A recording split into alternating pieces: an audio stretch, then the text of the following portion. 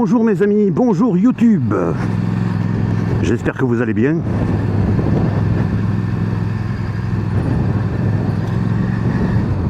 Une petite balade, sans but précis.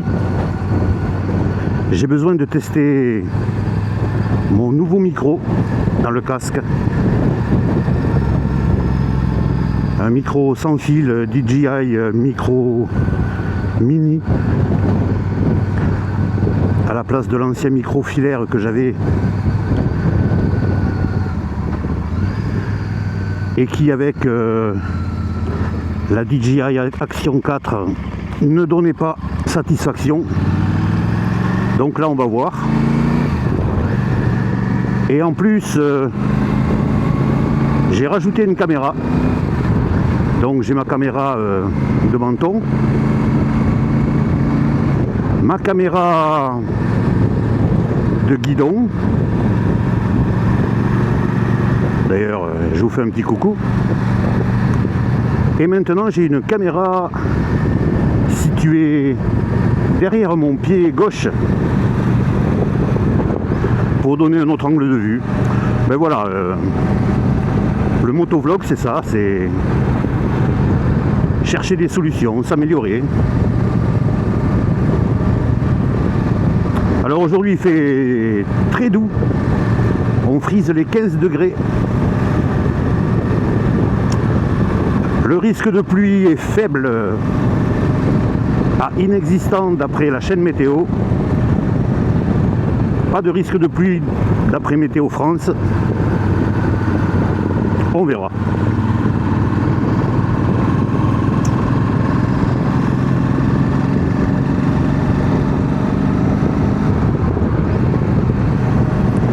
Alors de quoi on va parler? Tiens, il y a un petit sujet. J'ai acheté le dernier numéro de Culte, magazine dédié à la custom culture. C'est le numéro 4. Je ne l'ai pas encore lu, j'ai juste feuilleté. J'adore ce magazine. Il propose déjà de belles photos, de bons articles.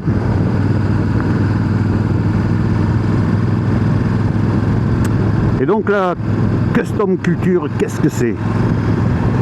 En fait, la custom culture, elle est née dans les années 50. Les jeunes américains ont trouvé qu'il était marrant de faire des courses de voitures sur des grandes lignes droites en ville. Le problème, c'est que les constructeurs automobiles ne proposaient que des modèles automatiques.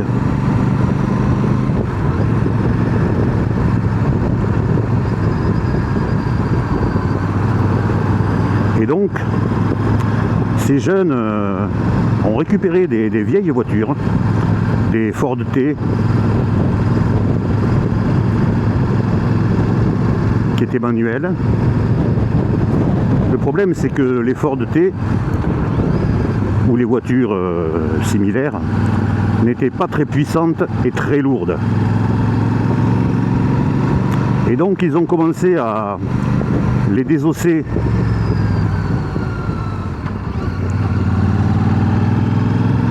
pour les rendre plus légères et les booster pour les rendre plus puissantes. Et là est née la custom culture. Alors ce qui s'est fait avec des voitures, c'est fait aussi avec des motos. Je rappelle que dans les années 50, les motos présentes aux États-Unis, c'était essentiellement Harley, Indian.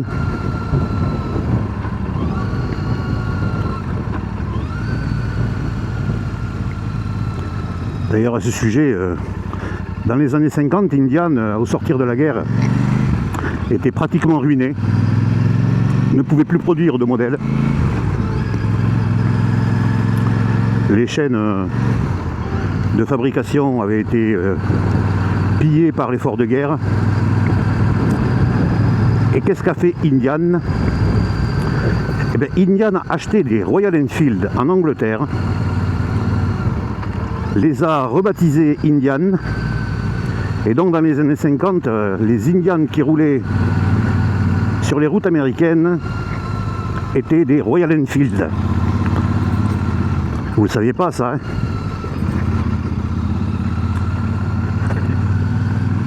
Donc pour en revenir à la custom culture, donc ça marchait aussi pour les voitures, les motos.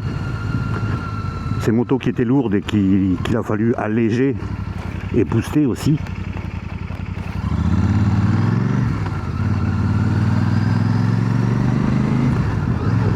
Mais ça marche aussi avec le look, la musique.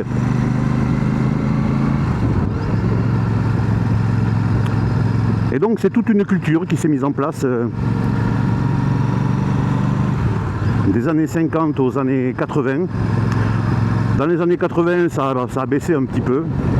On était plus à l'ère de l'électronique. On découvrait les synthétiseurs, etc.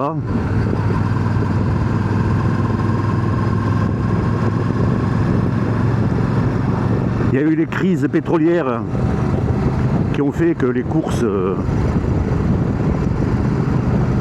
ont diminué. Et il faut attendre les années 2000 pour avoir un regain de la custom culture.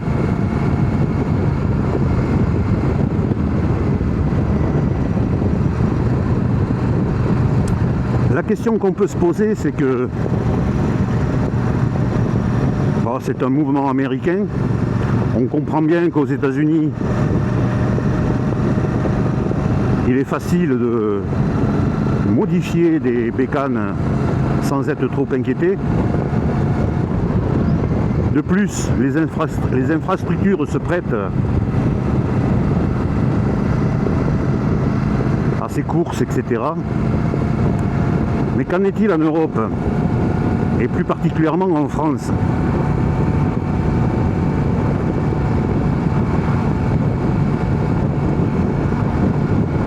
Aujourd'hui, on nous impose des règles pour formater et normaliser tout. Ah, attention, je ne veux pas prendre un pruneau dans la gueule.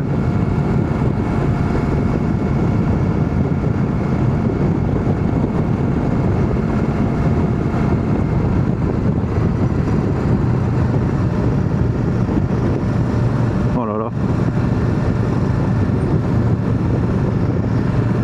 Fuyez, fuyez, petit chevreuil, fuyez, petit sanglier.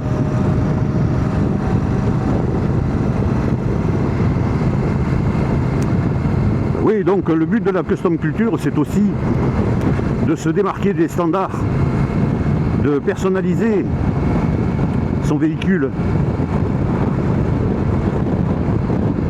Et de plus en plus, on essaye de nous les formater avec des normes euro, etc., des contrôles techniques. Alors, je peux comprendre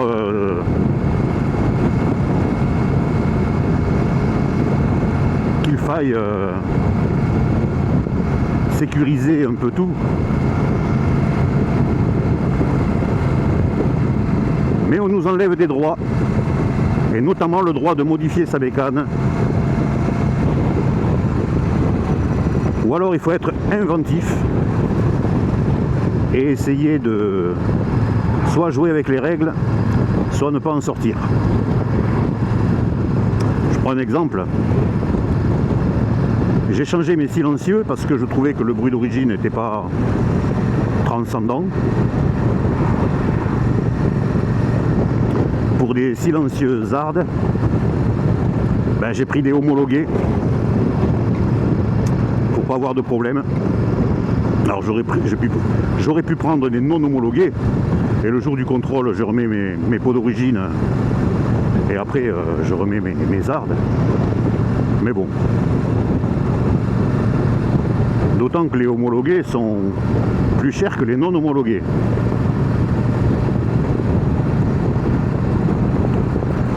Sachant qu'en changeant mes silencieux, j'ai gagné environ 4 kg de poids. Enfin, j'ai perdu plutôt. Les silencieux d'origine, les deux silencieux pèsent à eux deux 10 kg. Les silencieux Zard n'en pèsent que 6. J'ai donc gagné 4 kg de poids en moins.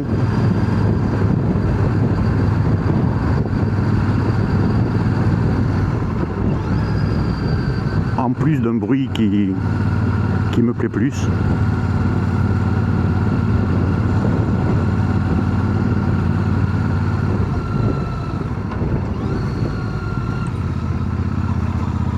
Alors là, vous êtes dans le petit village de Plédran. C'est un charmant petit village. À Plédran, on va doucement.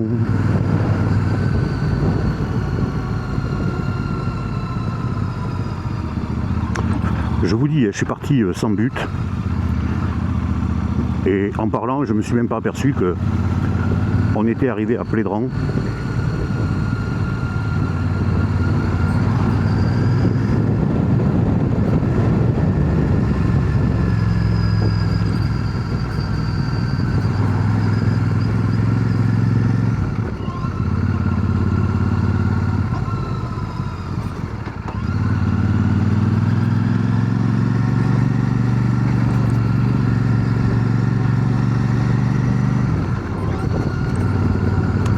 Il y avait une Dacia qui me collait au cul. Ben, il s'est fait avoir par la chicane. Bien fait.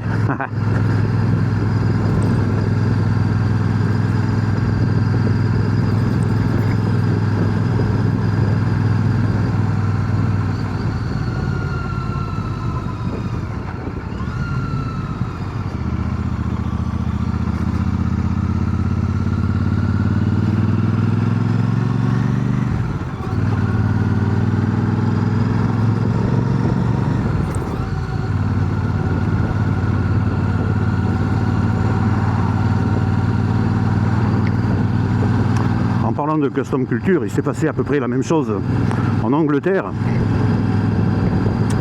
Les jeunes faisaient la course de café en café. Et donc, ils avaient des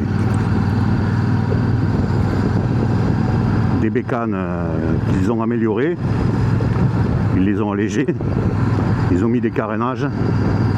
Et donc, c'était les cafés racers. À la base, les cafés racers, c'était des motos pour faire la course d'un café à l'autre.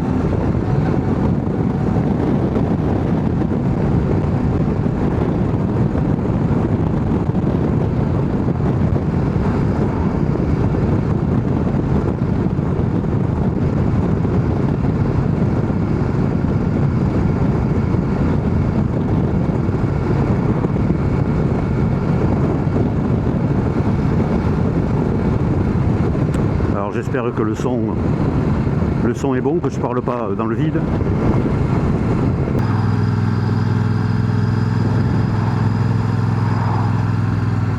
Tiens, je vais vous montrer ma concession Royal Enfield. Voilà, c'est ici. Moto Axe, Suzuki. Ah, ils font KTM aussi, pardon. J'avais oublié. Kawasaki. Ils font Kymco.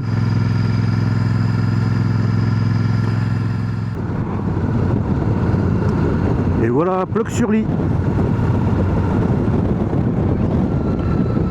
Avec sa fête annuelle de la pomme de terre.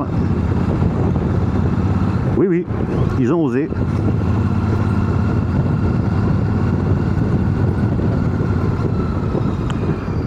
J'ai jamais été, mais ça doit être sympa.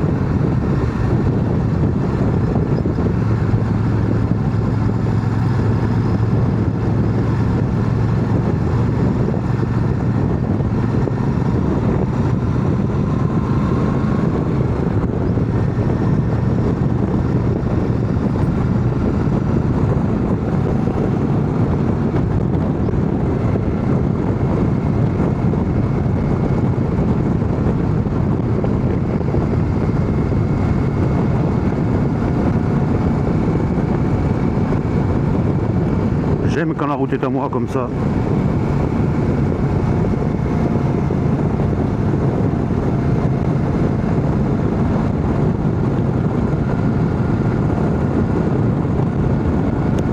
Ça me donne envie de chanter. Oui, toute la musique que j'aime, elle vient de là, elle vient du blues. Les mots ne sont jamais les mêmes pour exprimer ce qu'est le blues. J'y mets mes joies, j'y mets mes peines, et tout ça, ça devient le blues. Je le chante autant que je l'aime, et je le chanterai toujours. Salut collègues!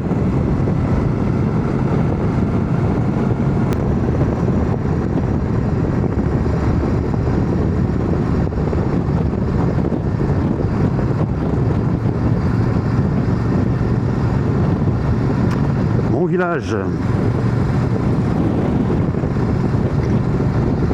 avec sa belle église Saint-Pierre.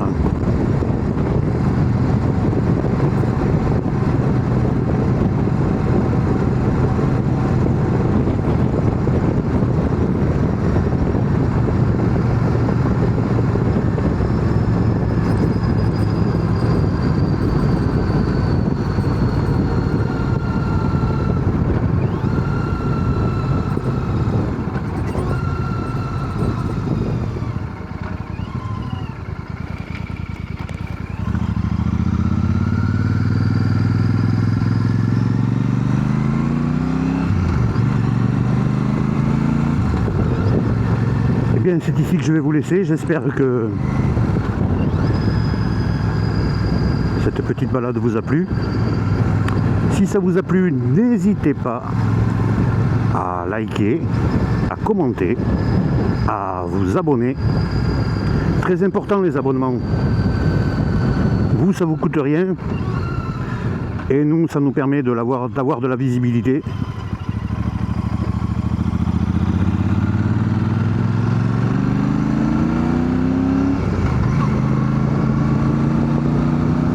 Je vais faire un coucou à mes copains de Discord, mes copains motovlogueurs, Juju, Bruno, Quentin, Lolo, le druide.